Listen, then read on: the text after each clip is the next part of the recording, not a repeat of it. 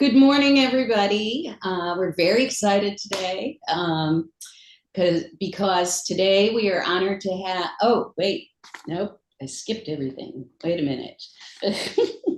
Sorry. As you all know, my name is Mary Grillo. I'm the chair of the SDMA Docent Guest Lecture Series.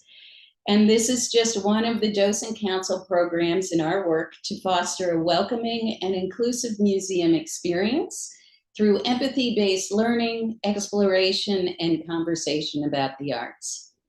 We operate out of the San Diego Museum of Art, located in Balboa Park, which is unceded land of the Kumeyaay Nation. I would like to recognize those who helped make this program possible: the museum staff who publicize our series through social media, B. Barata, our docent chair, and of course, my partner in crime, David Miles. Please enter any questions you may have for our guest in the chat function, and David will moderate the conversation after the lecture. Also, please remember to mute your audio. So today we are honored to have Fernando Botero Zea. He is a Colombian-Mexican businessman, entrepreneur, and the eldest son of Master Fernando Botero. During his childhood, he lived in Mexico, Colombia, and the US. He studied political sciences at the Sorbonne, political science and economy at the Universidad de los Andes of Colombia, and he completed an MBA at Harvard University and a master's in public administration in the Kennedy School of Government at Harvard University in Boston. From 2008, he has collaborated in diverse projects that intend to bring Master Botero's work to China, and from 2015, he became co-director alongside Juan Montana of the Botero in China project, which brought a large-scale retrospective of Master Botero's work to the National Museum of China in Beijing, the China Art Museum of Shanghai, and the Monumental Sculptures Exhibition to Hong Kong. Fernando currently works with his two siblings, Lina and Juan Carlos, managing the estate of their late father, Maestro Fernando Botero. In this lecture, he will provide an intimate account of his father's presence and influence in the history of art, as well as invite the audience to understand how the reality of Latin American life is deeply rooted in his work, while simultaneously helping it to become a benchmark in contemporary art. Let's welcome Fernando Botero Zea. Thank you very much. Thank you very much. Thank you, Mary, and thank you, David, for moderating the questions further on. And I'd also like to thank Diedre Guevara, my dear friend, who made the invitation. If you're there, thank you very much, Diedre. It's a true honor for me to be with all of you this morning and with the San Diego Museum of Art. The presentation is not long, it's about 45 minutes, and I truly welcome questions at the end because I love the interaction. And my intention this morning is to cover two distinct areas, which are the life and work of Maestro Botero and the three keys to understanding his art. So let's start by saying or expressing who is Maestro Botero. So he's my father. I bought this photograph in case you didn't believe me. And he was born in 1932 in Medellin, a small city in the province of Colombia. And I want to share some photographs of Medellin of that time, Medellin of the 1930s. A town of about 200,000 inhabitants, very small, a town of industry, of commerce, but a town that was almost devoid of culture. No major museums, no public libraries, no community of artists, no community around museums like we have in San Diego. It was a city that was basically dedicated to commerce. And when my father's father was when my father was about 5 years old, my grandfather died. Here's a magnificent photo of my grandfather. He was a mule train driver, and he died when my father was 5 years old, and that made the family go into conditions of poverty. So very poor, a very difficult time, the 1930s, and yet my father had this dream of being an artist, a very, very particular dream, a very difficult, a dream that is difficult to understand given the environment in which he was born. And he struggled with this dream throughout his childhood. He made many drawings, many works of art, always with this dream of being an artist. But it was only until he was 14 years old that he made his first sale. The day he'd made his first sale, that day he confirmed his vocation to be an artist. And we met with my father a few years ago, my brother, my sister, and myself, and he shared with us that moment in which he sold his first work. And I thought it was a very beautiful conversation, and I wanted to share it with you. So here is that moment.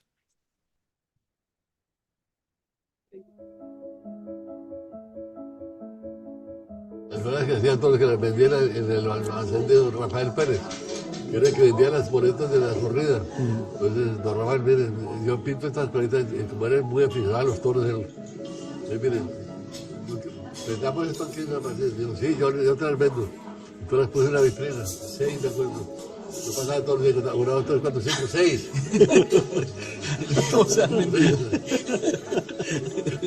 Un día pasé, 3, 4, 5. Rafael, vendió unas, sí, vendí unas. Me dieron 2 pesos. Me entregó los 2 pesos, me fui corriendo para la calle y los perdí en el camino. Fue tu primera venta. So that was about 75 years ago, and we managed to track down the first work of art that my father sold, and he sold it for 2 pesos. And from that moment, he made an extraordinary journey to the pinnacle of the world of art, expressed in many ways. My father was frequently mentioned as the greatest artist of our time, and I share with you several images of my father in his studios around the world. This one in Paris. He's the artist has had the greatest number of museum exhibitions in institutions such as the MoMA, the Reina Sofía in Madrid, the Guggenheim, the MoCA in Hiroshima, the Hermitage in St. Petersburg. Over 140 major retrospective exhibitions around the world. He's an artist that has a very wide international appeal, being very well known in the United States and in the Americas and in Europe, and recently in China and the major countries of Asia. He is the artist of our time that has the greatest number of books published of his work, over 245 titles in 42 different languages, which reflects the interest of the critics, historians, the curators on his work. And finally, he's an artist that has had the greatest number of films and documentaries made about his work by institutions with the prestige of the BBC, the CCTV, NBC, Telemonde, CNN, Prime Video, and many others.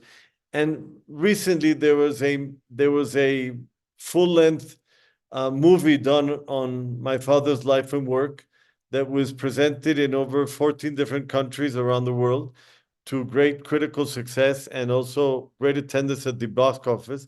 And I wanted to share with you the video, the trailer of that film, because it's a great summary of the life and work of Maestro Botero.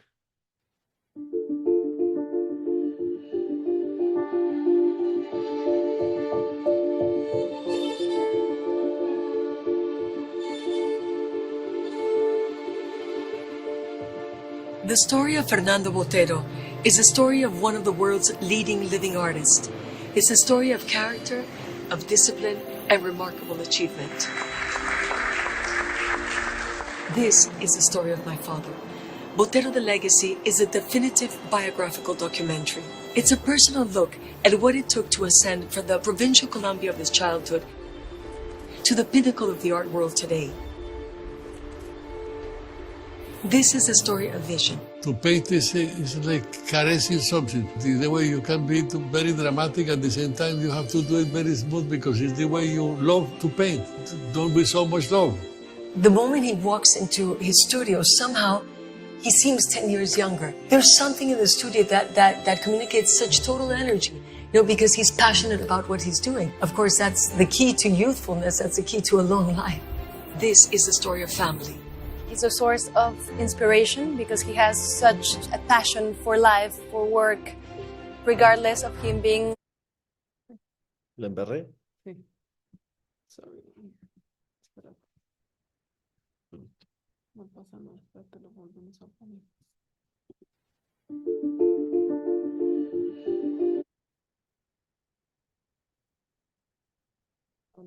Sí.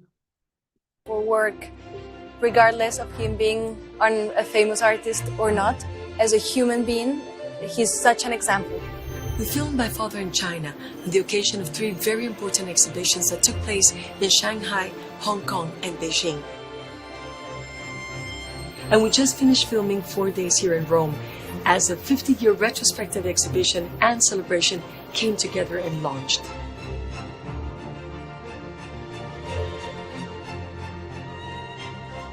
Next, we'll be shooting at his summer house and studio in Tuscany, where he works and where the family every year comes together for the summer holidays. Just looking what he's doing is in his atelier because it has very big windows. So just sneak out and see what he's doing, and then he invites you to come in and explains you what he's doing and why he's putting this color here and why this theme. My father says, I start each work as a poet, put the colors and composition down on canvas as a painter, and then I finish the work as a sculptor, taking delight in caressing the forms. When my father moved to Paris at the beginning of the 1970s, he left a small storage here where he kept a lot of things that he didn't mean to take with him. I think he was really not aware of everything that's in this storage.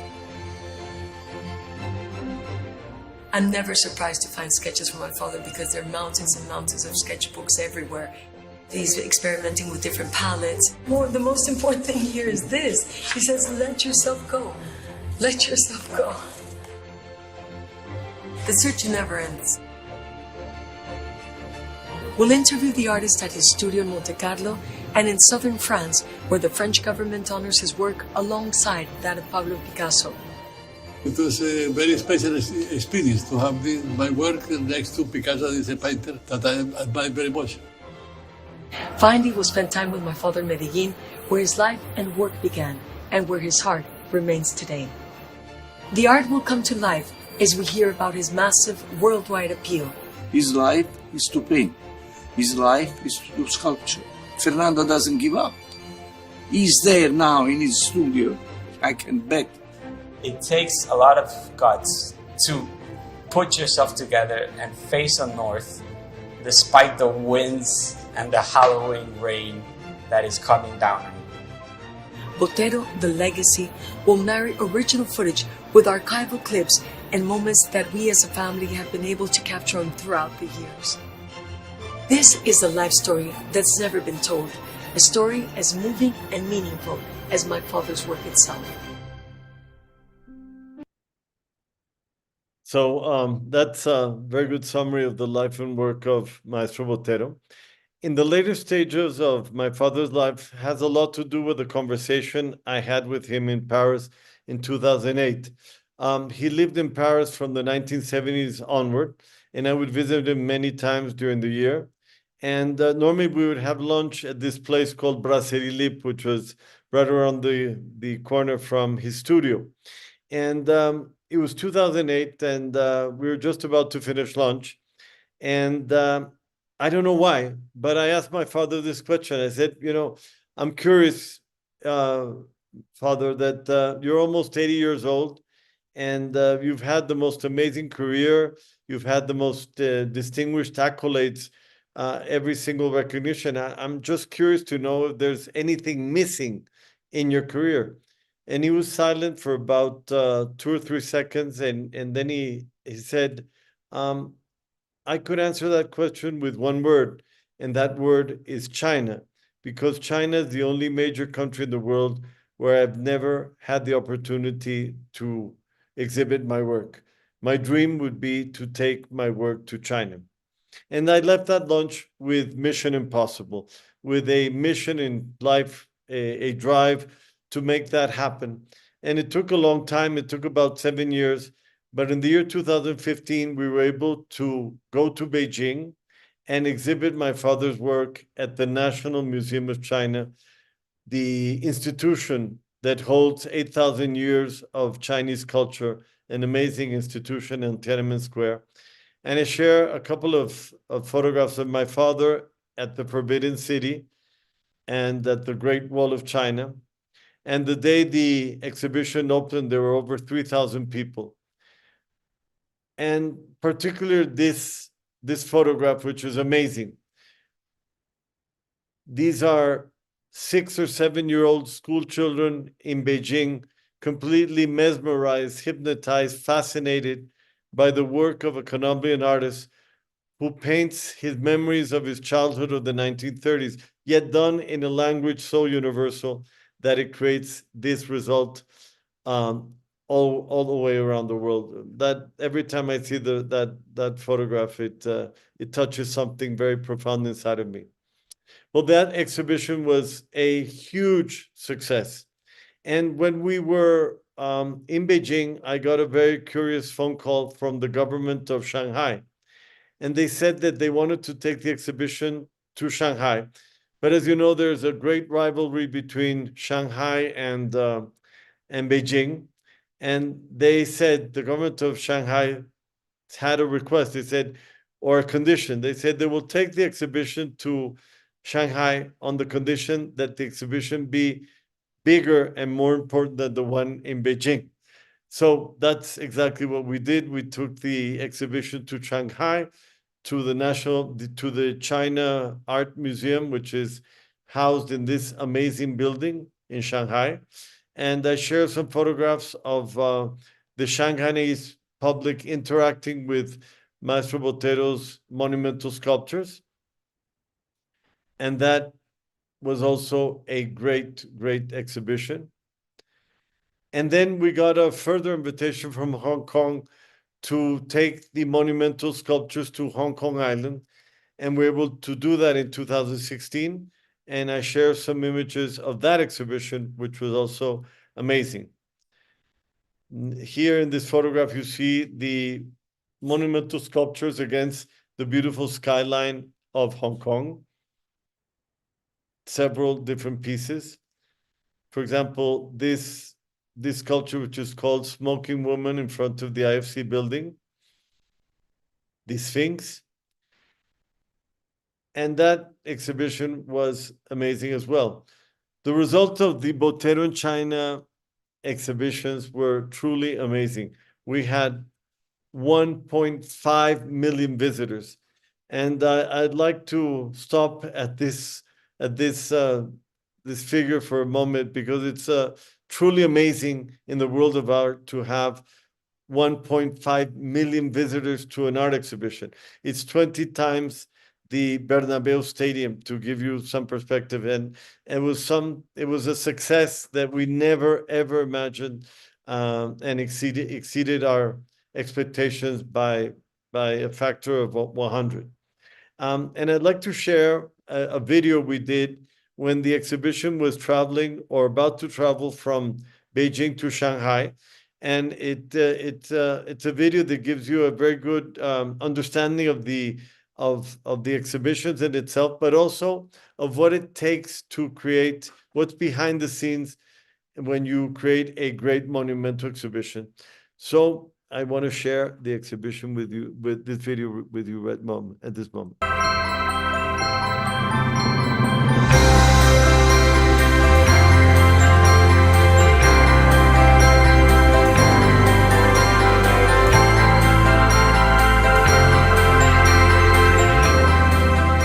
We have just had a very successful exhibition in Beijing, the National Museum of China.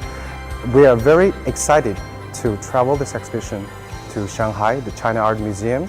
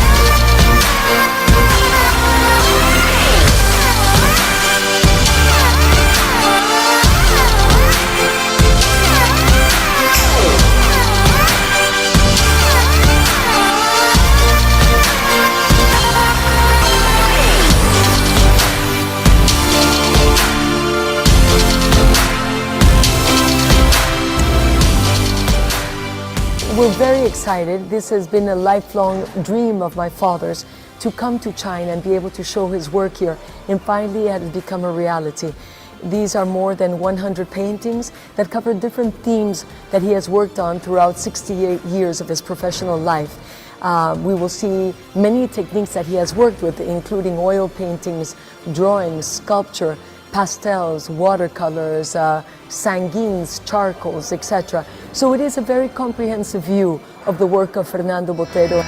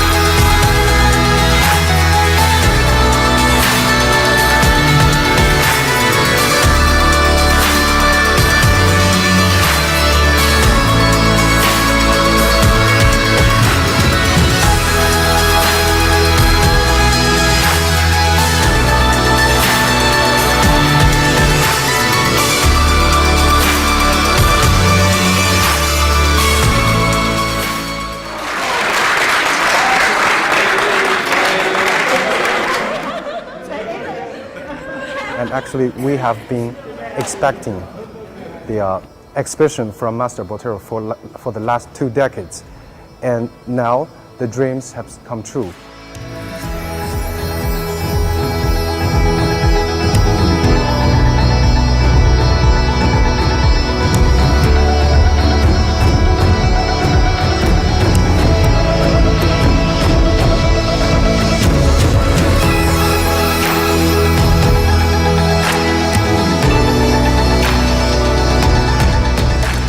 Sharing the richness of Master Botero's art with China is the greatest project that one can ever direct. So we're very, very excited to have this exhibition in the China Art Museum.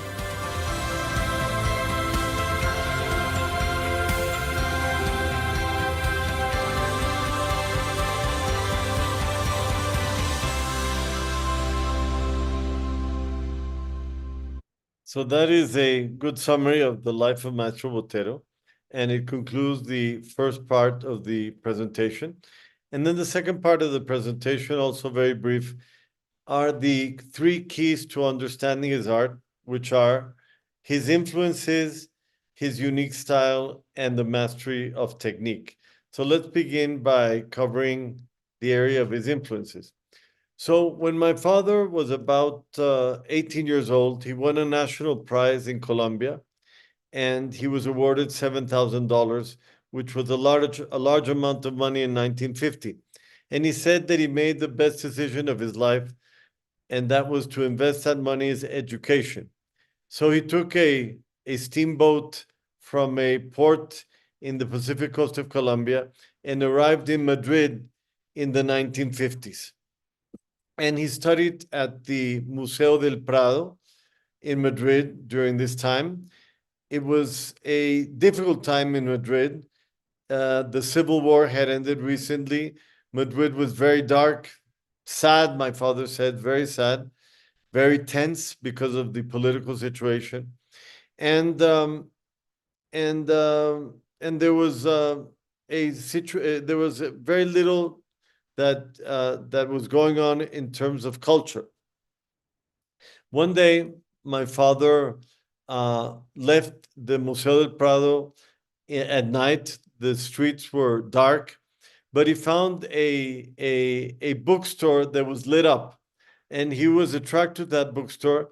And when he arrived to the bookstore, there was a very large book on the art of the Italian Renaissance, and it was open completely, and there was an illustration of a major piece by Piero La Francesca. And that was a very important moment in the life of my father. It was like a before and after moment, because at that moment, he understood that he wanted to deepen his knowledge of the art of the Italian Renaissance. And I wanted to share a short video in which he himself shares with us what happened that day.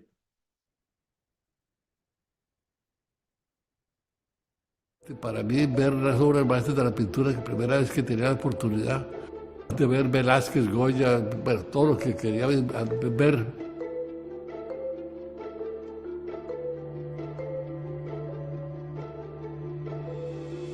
Walking through a street one day, he looked at a windowsill and there was a book, an open book. It was of Piero La Francesca.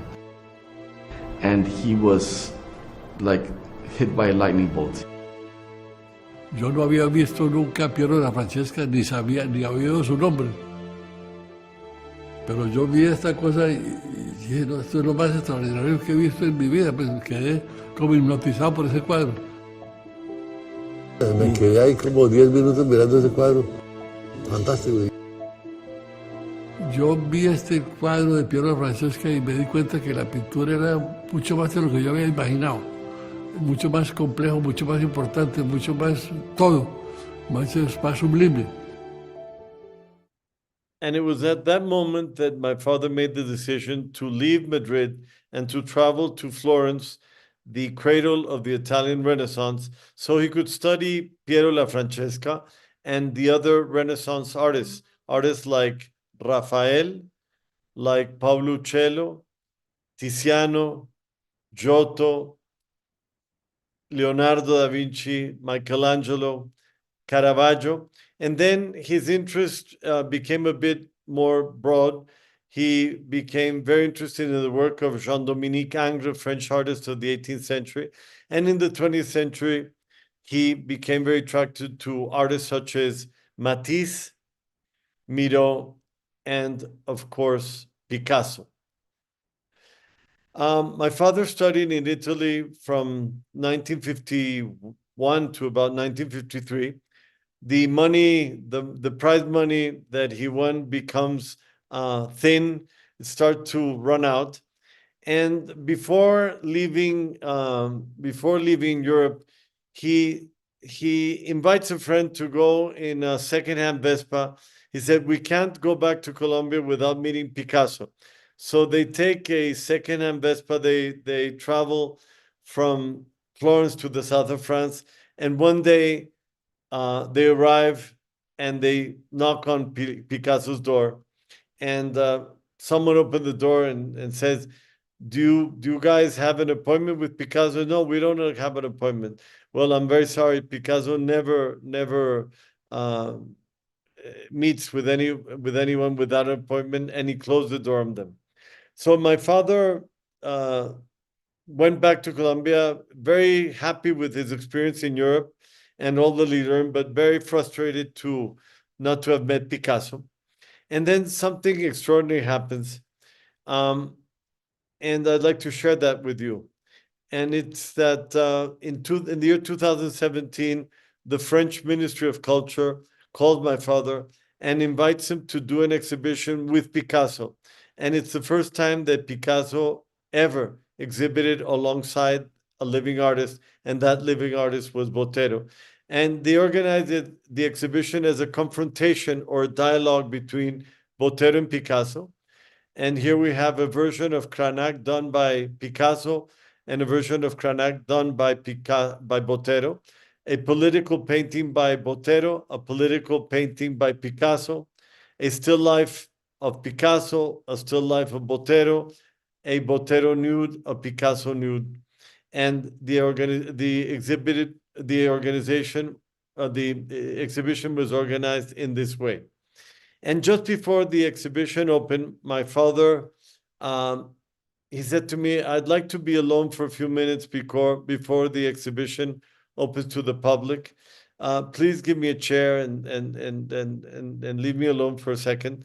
And I took this photograph of him at that moment, and I can only imagine what must have gone through his head to have been a poor Latin American student knocking and rebuffed on Picasso's door in 1953, and then having this great honor of being the only living artist to have ever exhibited alongside Picasso in Aix-en-Provence. And I wanted to share a video of that exhibition.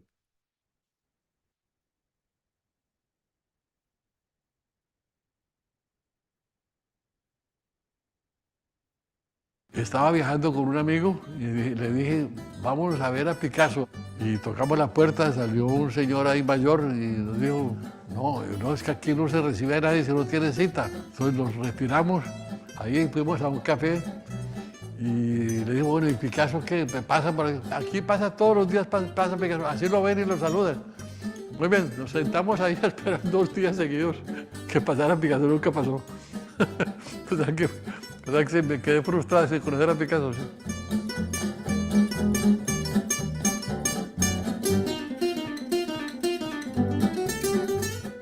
Life has a brilliant way of resolving the past. The very young Fernando Botero was not able to meet Picasso in person in 1953, but now, 60 years later, they do meet in this great exhibition in which the work of Picasso is shown for the first time ever alongside that of a living artist, Fernando Botero.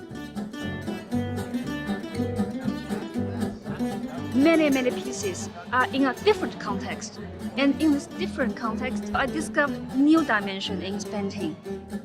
You know, through paintings of similar themes, same kind of feeling, touching your heart, communicating with all your senses as you look at those pictures. En el arte lo que es importantísimo es el estilo, es tener una concepción diferente. Entonces hay esa admiración por Picasso, al mismo tiempo una actitud de rebelarme contra el papá. There's a universal acceptance of his type of work. El volumen, lo que él llama las masas que trabaja, es una cosa que es muy difícil que el mundo olvide. People get to understand that when you actually see a piece of Botero, you can immediately know it's a Botero piece. And that's where I think people are realizing his value lies. I don't have the opportunity to see Botero every day, so I'm excited, of course. Yesterday we had 1,600 visitors, so it's a great success for us, of course. It's a record for the winter in Aix, I think. I come from Taiwan. We've flight for 13 hours, but it's really worth it to see such a beautiful exhibition. Exhibit like this, it's just emotional. It just brings life to me. Makes you dream, like fairy tales, like some fairy tales, yeah. I think that it's an exhibition of maturity, of achievement, of finishing his life and his career with a distinction of being shown alongside what is considered the greatest master of the 20th century. A great moment for him. Como todos los artistas del mundo, pues quieren que su obra tenga una existencia, que exista en la mente de las personas, que sea algo perdurable en ese sentido. Y eso es pues, lo que yo quisiera también. Pero yo quiero morirme pintando, con el pincel en la mano, como dicen que murió Picasso.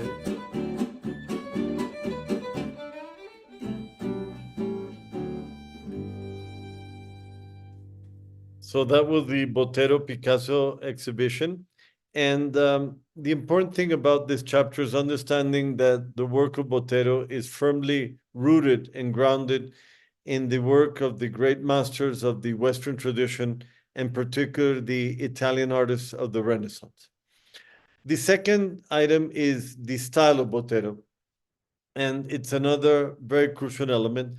And this has a lot to do with Diego Rivera in the 1950s. When Diego Rivera was ill in the 1950s, he went to the president of Mexico and he said that he wanted to invite students from all over Latin America so he could share his knowledge of the Mexican mural tradition.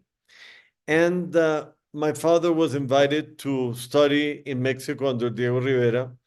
And one day there was an assignment to do a still life of a guitar. And it was in that assignment that my father discovered his unique style. And I want to let my father himself explain what happened that night. El arte, para que sea universal, tiene que ser local. Estaba un día haciendo un boceto de estos y hice una mandolina con unas formas pues muy abundantes, muy generosas.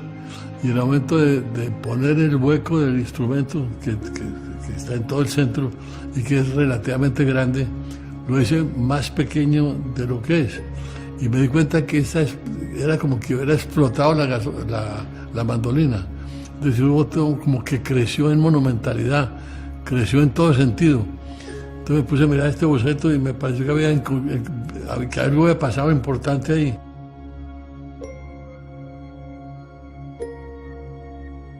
Bueno, mi talento fue haberme dado cuenta de lo que había sucedido ahí, que era importante para mí. And this is the assignment. And incredible, we were able to track the piece down, and it's the start or the birth of the style of Botero, which is unique. A bit more on style, if we take into consideration three elements that are important in the style of an artist, which are color, line, and form. You see that there are many important artists that the salient characteristics is color. Like if you look at this Van Gogh or this one here, what is truly amazing is the color. If you look at this Matisse, it's only the picture of a face of a girl, but what's astounding about this work, what makes it a masterpiece, is the color, or this painting of the goldfish bowl, or a Bonnard. Other artists, the color is not that important. It's more the line. Artists like Giacometti or Modigliani, a very limited palette. Color is not the salient characteristics, more the line. Even the Venus of Botticelli, it's more the line. In the case of Botero, the salient characteristic is his obsession with volume, which you see clearly when you compare the works of great artists that he admired and his interpretation of those same works. This is the Mona Lisa by Botero, and of course it's a version of the Mona Lisa by Leonardo, but the difference is basically the exaggeration of volume, which you see clearly here. This is the portrait of the Dukes of Urbino by Piero La Francesca, and the version of Botero with great mass, with great volume. A Menina by Velázquez Emenina by Botero, The Marriage of the Arnolfini by Van Eyck and the version by Botero, Adolphe de Bougnancourt by Caravaggio, and the same painting by Botero. The volume is a salient characteristic, and you see it very clearly when you compare the originals with Botero's interpretation of those great works in the history of art. And the volume is not limited to the human form. There are volumetric trees, volumetric still lifes, volumetric guitars, horses, tigers, sunflowers, and this is my favorite, a volumetric skeleton. My father said that to understand style, you need to understand the paradox of the orange, and I share that with you very briefly. Each one of us, or any of our children or grandchildren, can paint an orange. It's very easy to paint an orange, but to do the orange in a style that is immediately recognizable is extremely difficult. And in the moment you accomplish that, the orange disappears and what is left is the style. For example, if you look at this painting here, you wouldn't say it's an orange, you would say it's a Cézanne. If you look at this painting here, you would not say it's an orange, you would say it's a Van Gogh. Or if you look at this painting here, you would not say it's an orange, you would say it's a Picasso.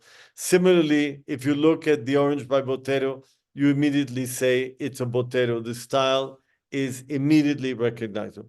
And I'd like to share another video in which my father explains his obsession with volume.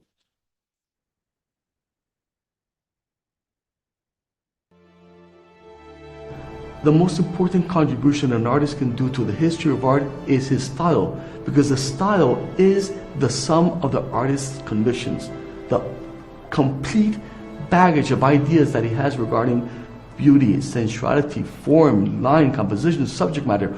All those ideas are condensed in his style.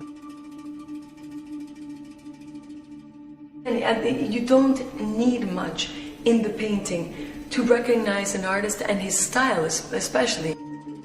There's just this one element of this bird on a branch, and yet you can recognize immediately an artist's style.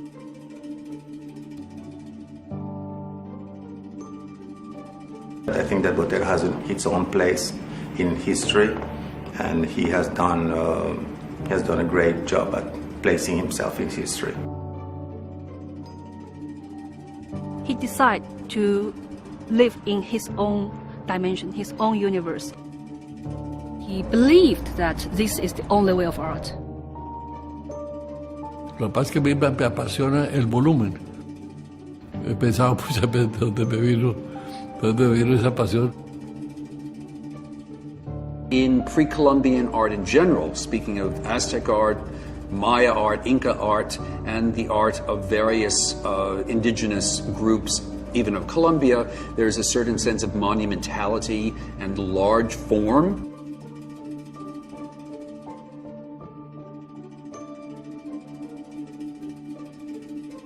Yo traté una vez que me psicoanalicé de entender eso, porque esa interés mío en el volumen y en la fuerza de la pintura, y llegué a la conclusión que tal vez podía ser mucho, de que uno buscando la imagen del Padre busca la imagen de la fuerza.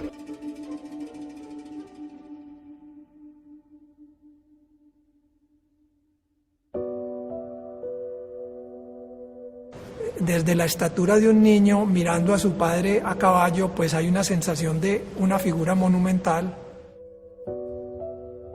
Entonces él siempre ha dicho que su obra es un cóctel de múltiples influencias.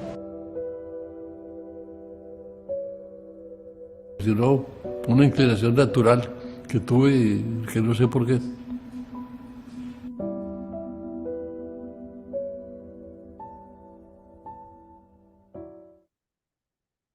Volume is the essence of beauty. That is a very good summary of the relationship of my father to his style. So the second element to understand his work, the first element is the influence of the great masters of the Western tradition. The second is his unique style. And the third is the mastery of technique. My father has a phrase that I find very profound. He says, a good artist searches for solutions, a great artist searches for problems. Let me repeat that because the phrase has a lot of depth. A good artist searches for solutions, a great artist searches for problems.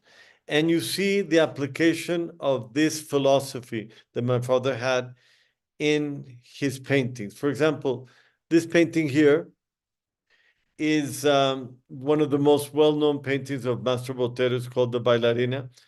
It would have been a very good painting without the reflection in the background. But my father unnecessarily created a problem for himself of doing the reflection in the background. And that is a huge technical problem, a huge technical difficulty that merited months of reading, research, trial and error, mistakes, and all the time challenge in doing this until he achieves this work, which is a true masterpiece, done in a way that is so natural, so well done, that at the beginning you don't even realize that there is a reflection in the mirror in the background. Or in this painting here, you sense that it is balanced, you sense that it is in harmony. But if you look closely, you see that he has achieved this by the problem of the distribution of the colors on the canvas. For example, you see the red in the dress of the woman on the left is exactly the same red as the bottle in the middle, the red of the fingernails of the woman to the right. The green in the chair to the left is the same green as the door. The yellow in the dog to the left is the same yellow of the beverage in the middle of the table, the frame on the left, and the small sliver, still life on the right. So another technical challenge, which was to create harmony by an even distribution and an even distribution of the colors on the canvas. And in the 1970s, my father created a huge problem for himself, once again, unnecessarily, by creating the problem of making the transition from being an artist to being being a painter to being a sculptor. And I want to share a video in which he describes this transition from being a painter to being a painter and a sculptor.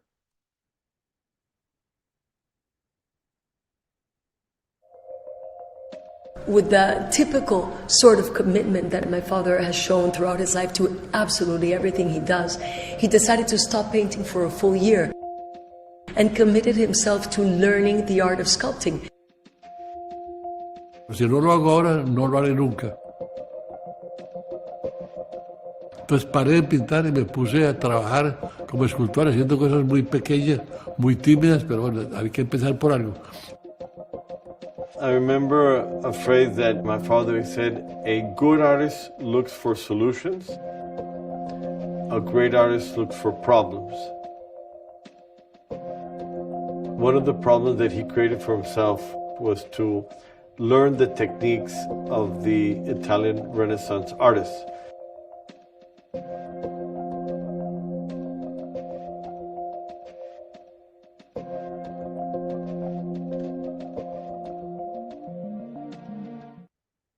And through this idea of the master technique, he developed his expression in many different formats. For example, large charcoals on canvas, sanguines, small drawings done in the amate paper of the Indians of Oaxaca and Mexico, ink, large-scale watercolors, the frescoes done with the technique of Diego Rivera, this fresco done in over 6 meters of height in a chapel in Pietrasanta in Italy.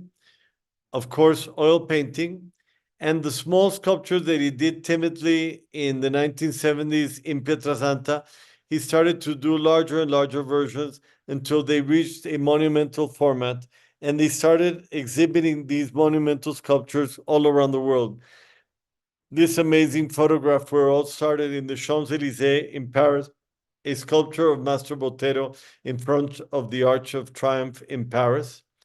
then in Park Avenue in New York, in the Paseo de los Recoletos in Madrid, in Michigan Avenue in Chicago, in Kuala Lumpur, in the Plaza El Comercio in Lisbon, in Tel Aviv.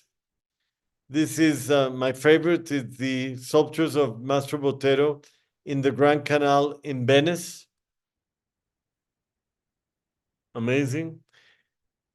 In the Piazza La Signoria in Florence, alongside the sculptures of Michelangelo and Bellini, in the Forte Belvedere in Florence, in the Lutzgarten in Berlin, this amazing photograph of the horse of Botero beneath the horses of the Brandenburg Gate in Berlin, in Saint-Tropez, in Mexico City, in Pietrasanta in Italy, in the Ramblas of Barcelona, in Monte Carlo, in Shanghai, in Singapore,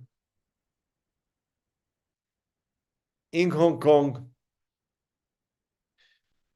in Dubai in front of the Burj Khalifa, and through these monumental sculpture exhibitions that were organized around the world, Maestro Botero becomes famous worldwide. It becomes a sort of superstar in the world of art, and I wanted to share a video of this process.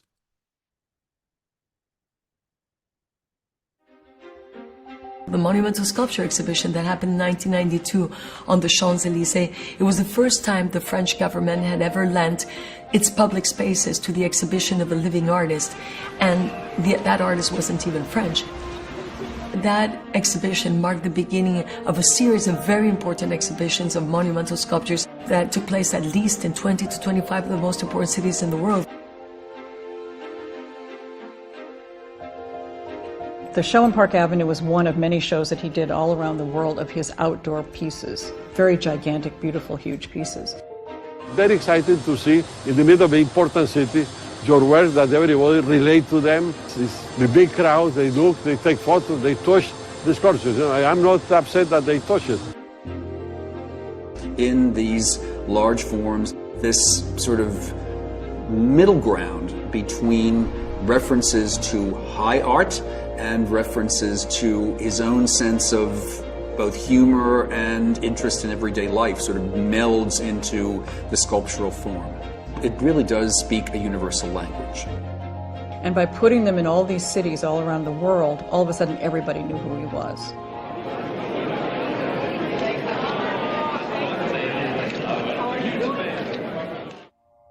Who is the most recognizable figure right now in the art? He is possibly still the most well-known living artist. Go to China, go to India, go to France, go to Spain, go to Latin America. Show Botero, it's a Botero. He had been dealing with fame and with success the last 6 decades.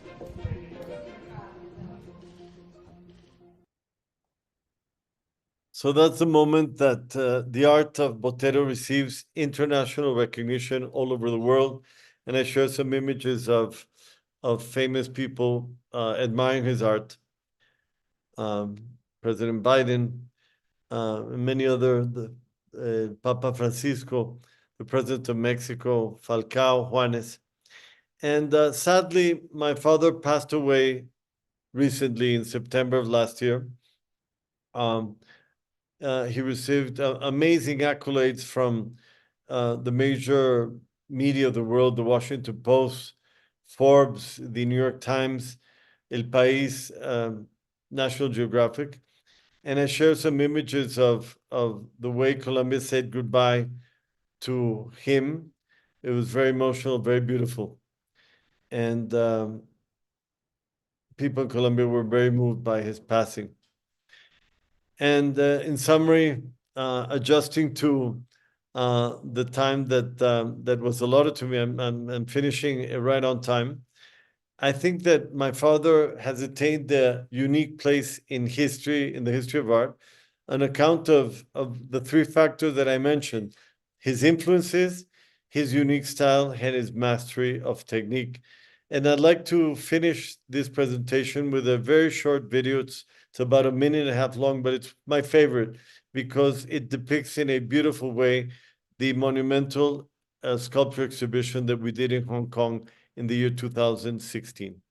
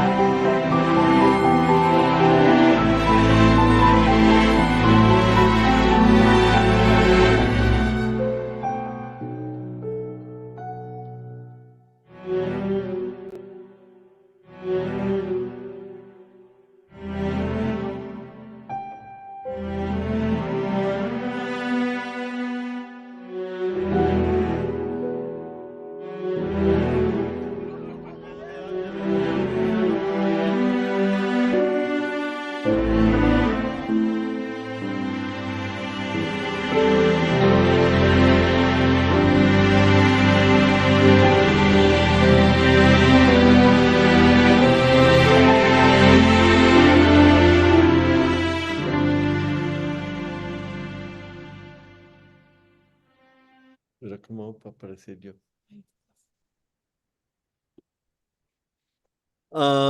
Thank you, everyone, for your patience. I'm very happy to have been able to share all these images and videos with you. I'm very honored to be with the San Diego Museum of Art, and I'll do my best to answer any questions or comments you might have.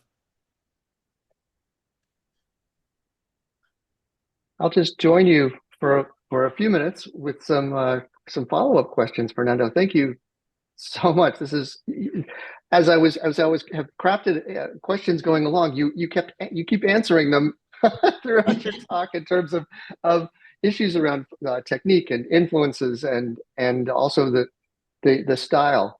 And your presentation for me just broadened my understanding and way of looking and thinking about works of art in general. How an artist creates a style that is unique. As all you mentioned, all these other artists, Picasso, Goya, you can look at those artists and see them right away.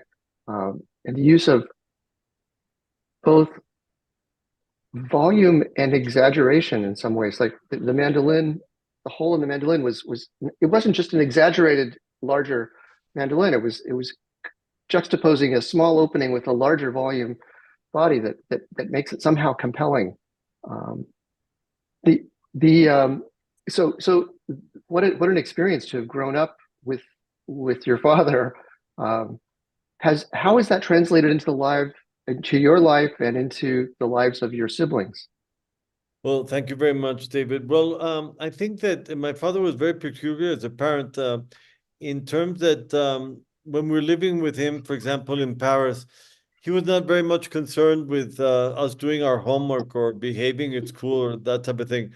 It was more an obsession with culture. So he said, I need you to do something in the area of culture every single day. So I want you to go to the movies, but I don't want you to go to a James Bond movie or that type of commercial movie. I want you to see a film by Vittorio De Sica. I want you to see a film by Rossellini, by Bergman, by Woody Allen, by any director that has gravitas. Or I want you to go to an art exhibition, or I want you to read, but not trashy novels. I want you to read great literature. So he was very demanding of us in terms of a daily task or a daily homework in terms of sculpture. And that was wonderful because it created in us a profound love for art, for music, for movies, for literature, from different expressions of art, and we carry that with us in our daily lives today. So what was exceptional about being the son of Fernando Botero was that great immersion of culture, which for him was very important. Wonderful, wonderful. And are any of you artists yourself? Do you paint, draw, create sculpture? My father very early discovered that we had absolutely no talent. So fortunately, we all work in different areas. My brother's a writer, my sister's an interior designer. I've been more active in the area of business. So, all of us have our own self-expression, but none of us work as artists. But there is an artistic, I'll just say sidebar, you have to think as an artist in a way to create events like the exhibitions in China. Those must have been extraordinary, extraordinarily complicated logistically, the numbers, the transport. I was just it was a huge logistical undertaking, a huge logistical challenge. It took 7 years to organize those exhibitions, and we did a big effort to be very sensitive to the curatorial sensitivities of the Chinese public. And for example, we use the imperial red that is so common in the Forbidden City of China.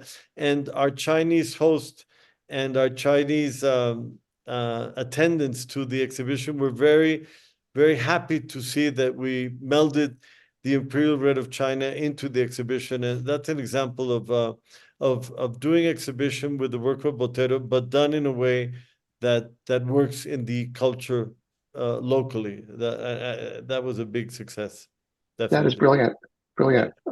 To make things, find ways for the people, your audience, to actually connect. That's wonderful. Yeah. Are there upcoming exhibitions? We've been flooded with invitations. My father was a bit ill for the last 3 or 4 years of his life. I would say that from the pandemic onward, he became, older and more frail. And we said no to many invitations just because we didn't have the wherewithal. He didn't have the strength to accomplish the great undertaking that is to organize this exhibition. So it's like a dam that the waters have been, compressed, and all of a sudden the gates of the dam have been opened. Now we're flooded with invitations. We have an invitation to exhibit the monumental sculptures in Rome, another one in Basel next year, an exhibition in Saudi Arabia, an exhibition in Milan, another one in Florence. So there are, at least 24 invitations that probably will take the work of Maestro Botero for the next 3 or 4 years. Wow, amazing. Great travel opportunities for all of us. I'm very excited. We're very happy, very excited. One technical question I had was around sculpture. Can you tell us just a little about who he had to work with, collaborate with? Sculpture is it means it's almost impossible for an individual to do everything. Exactly. Where did that work really happen? Well, when my father was in the same gallery, Marlborough Gallery, he was in the same gallery. There were just a few artists in Marlborough Gallery in the 1970s.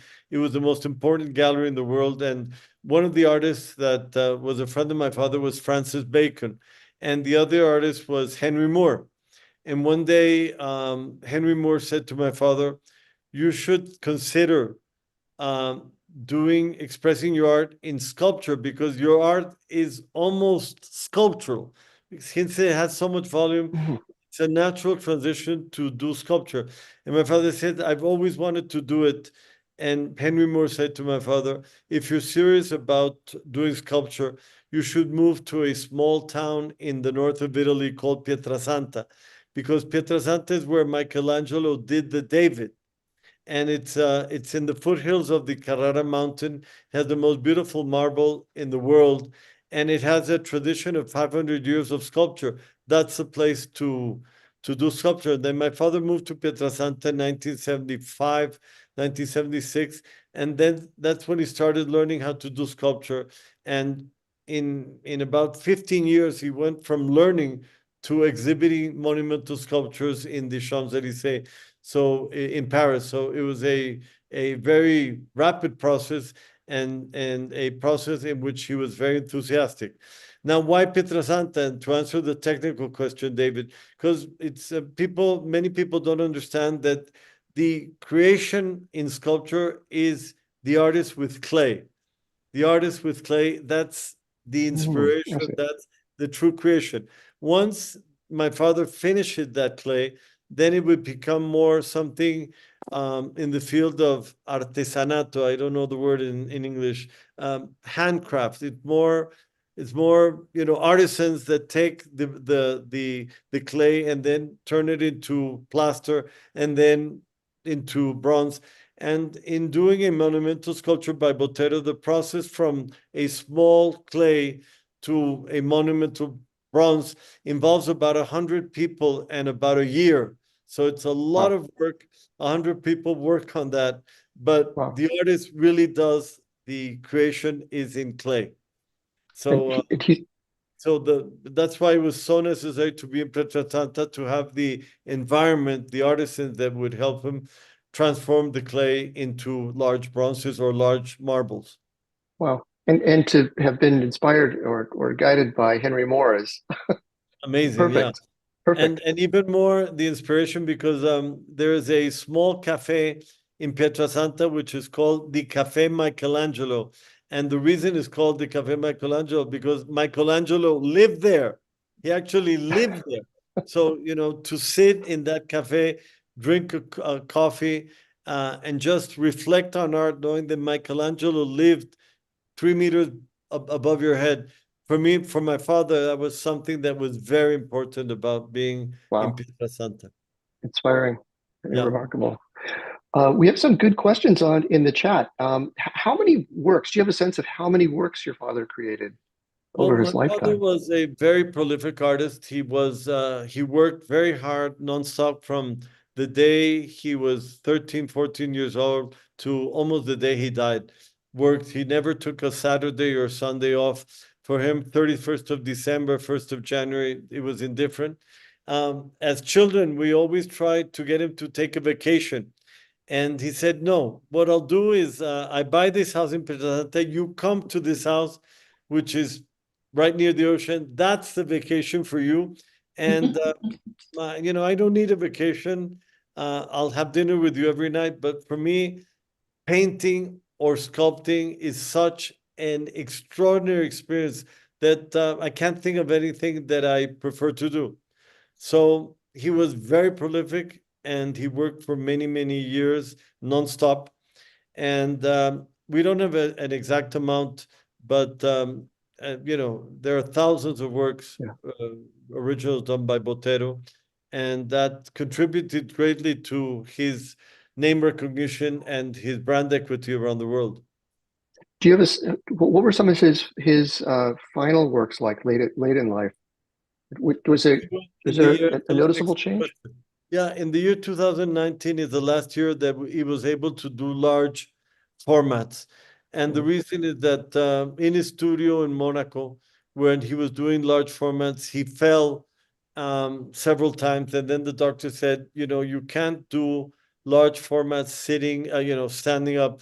The work you have to do now is small formats sitting down. So from 2020 onwards, he did not do large works, but rather small works on paper, sitting down.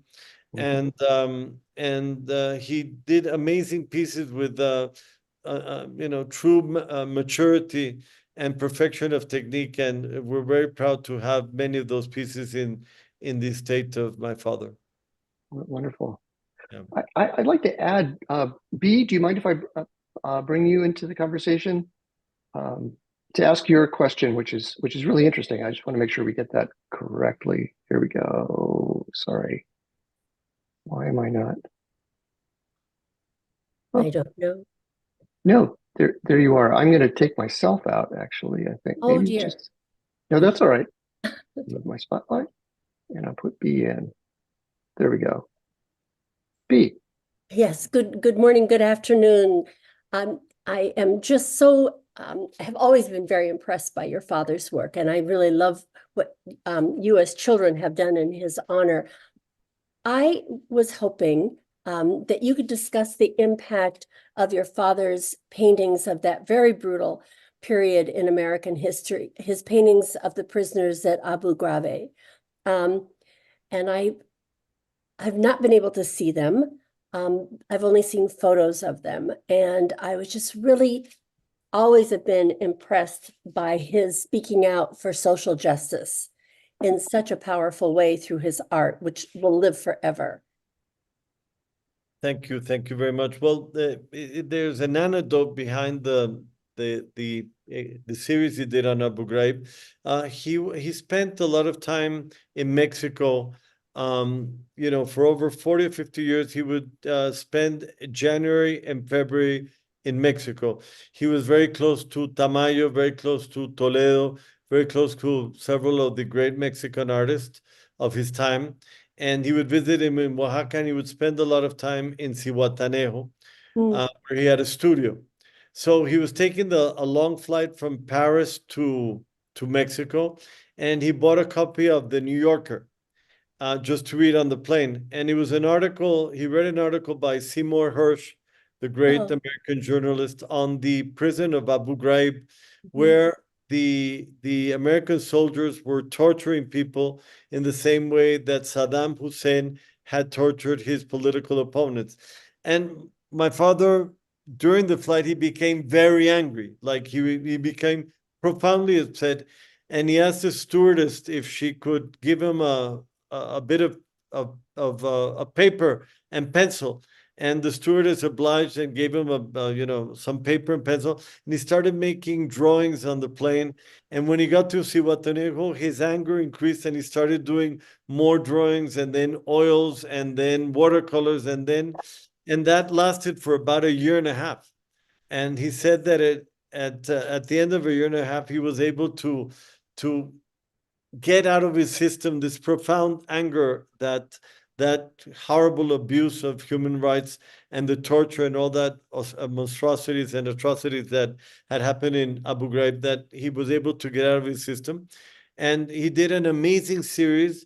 He exhibited in many museums around the world, and then he donated them to the American University in Washington, but the largest part, the most important part of that series was donated to the University of Berkeley. So it's in California. And I don't know if they're on display at this moment, but they belong to the University of California at Berkeley. And it's something that I admire profoundly in my father, that he used that time to make a statement in the area of human rights, much like Picasso did a statement about the atrocities of Guernica. So I'm glad you brought that subject up. Thank you, Beatriz. And it must be, I can imagine a connection with violence that's happened, that Colombia has experienced. Yes, he also did a series on the violence of Colombia, particularly around this horrible criminal, which was Pablo Escobar, and the massacres that happened in his hometown of Medellin. And he did a series on the violence of Colombia, and he donated that series to the National Museum of Colombia, and it's on display there. And he also did he also gave Medellin a beautiful dove, a monumental sculpture of a dove. And then the narco-terrorist in Medellin placed a bomb beneath that sculpture when there was a gathering of people, and over 36 people died that afternoon when they placed that bomb. And then my father donated another dove and requested that they be placed side by side.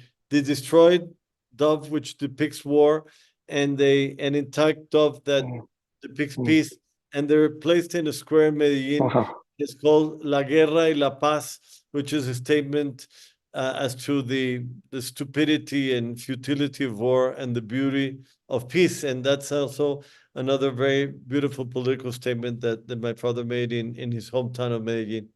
Wow, amazing, amazing. Mary, I think I will turn this back to you. Okay, well, thank you so much. This was fascinating, and having those videos with your father really helped us feel what he was feeling and understand it. It was really, really a wonderful presentation.